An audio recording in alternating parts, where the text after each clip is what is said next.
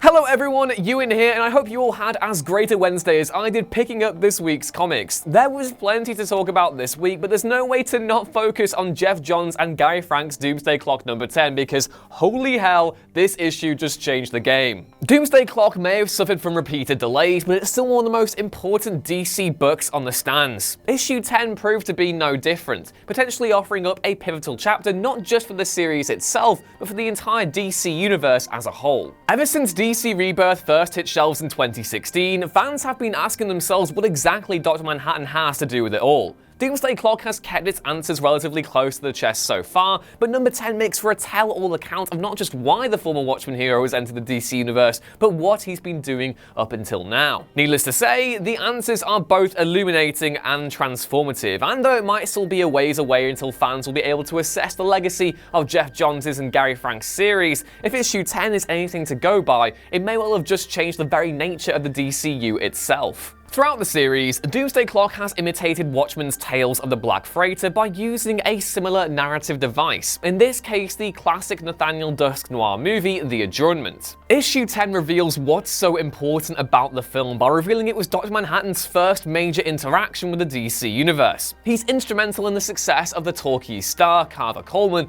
but as readers already know, his interventions get even more drastic as the years go by. Manhattan arrives in the pre-crisis DC universe in 1938, the year of Superman's first appearance in Action Comics number 1. With but a thought, he alters the fabric of reality so that Superman makes his first appearance time and time again throughout DC's history, concluding with the most recent version seen in the New 52.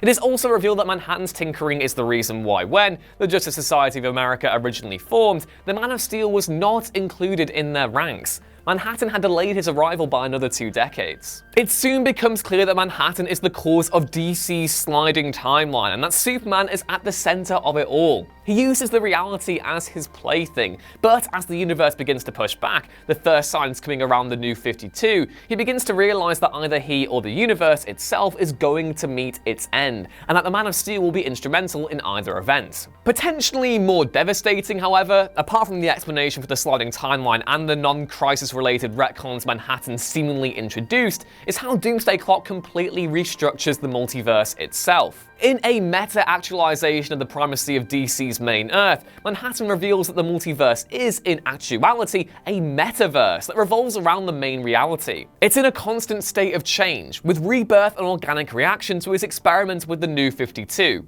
The universe is literally fighting back. Look, it may release sporadically with delay after delay after delay after delay, but Doomsday Clock just reminded everyone why it's such a huge deal. The comic has already redefined the nature of DC's multiverse. One can only speculate how it'll leave it once it concludes.